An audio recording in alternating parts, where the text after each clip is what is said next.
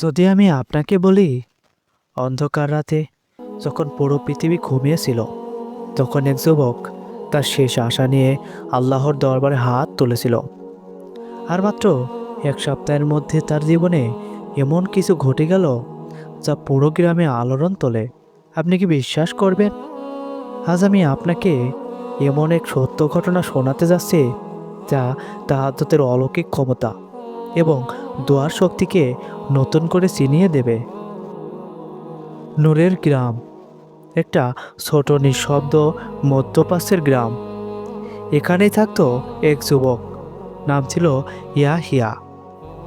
বয়স 25, মুখ ভরা নরম দাড়ি, চোখে স্বপ্ন ছিল, কিন্তু জীবনে ছিল কষ্টের ছায়া। সে ছিল একজন কাঠুরে। প্রতিদিন ভোরে বনে যেত কাঠ কাটতে। বিকেলে সেই কাঠ বেচে যা পেত তা দিয়েই চলতো তার বৃদ্ধ মা আর ছোট বোন রোকসারার দিন। পিতা বহু আগেই দুনিয়া ছেড়ে চলে গেছেন। একদিন তার মা হঠাৎ অসুস্থ হয়ে পড়লেন, খুব গুরুতর অবস্থা। চিকিৎসার জন্য শহরে নিতে হবে, কিন্তু দরকার টাকা। আর ইয়াহিয়ার কাছে ছিল না কিছুই। মা ইয়াহিয়া বলল, বাবা, মানুষের দরজায় না গিয়ে আল্লাহর দরজায় যাও। তিনি যে দরজা কখনো বন্ধ করেন না। সেই রাত থেকে ইয়াহিয়া শুরু করলো তাহাজ্জুদ। প্রতি রাতে শেষ প্রহরে সে উঠে ওযু করত এবং 2 রাকাত তাহাজ্জুদ পড়ত। আর কাঁদতো, হ্যাঁ, এমনভাবে কাঁদতো যেন তার চোখের পানি দিয়েই দোয়ার পত্র লিখে দিয়েছেন আসমানে। সে বলতো, হে আল্লাহ, আমি গরিব, অসহায়, আমার মা আমার সব। আপনি যদি না শোনেন, আমি যাব কার কাছে?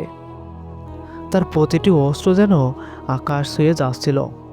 সে দোয়া করত, কে সেই যে বিপদগ্রস্ত ডাক শোনে যখন সে তাকে ডাকে আর দুঃখ কষ্ট দূর করে দেয়। 1 সপ্তাহ পর গ্রামে এলো এক ধনী ব্যবসায়ী। হঠাৎ সে ঘোড়া থেকে পড়ে খাদে পড়ে যায়। পাশে কেউ ছিল না, শুধু ইয়াহিয়া। সে তার জীবনের ঝুঁকি নিয়ে ওই মানুষটিকে উদ্ধার করে। পরবর্তীতে সেই ব্যবসায়ী ইয়াহিয়াকে শহরে নিয়ে যায়, তার মায়ের চিকিৎসা করায় এবং তাকে চাকরি দেয় নিজের ফার্নিচারের দোকানে। ইয়াহিয়ার চোখে পানি। সে বুঝে যায় তার তাহাজ্জুদের রাতগুলো, তার অশ্রু, তার দোয়া আল্লাহ ফেলে দেননি।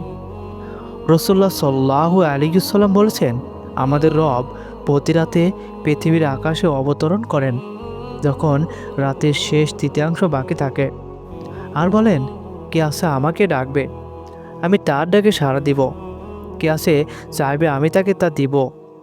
কে আছে ক্ষমা চাইবে, আমি তাকে ক্ষমা করব।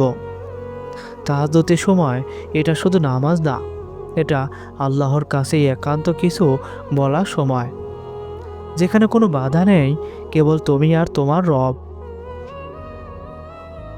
প্রিয় দর্শক, আপনি শেষ কবে তাহাজ্জুদের নামাজ পড়েছেন? আজ রাতেই কেবল 2 রাকাত চোখের পানি নিয়ে আল্লাহকে ডাকুন।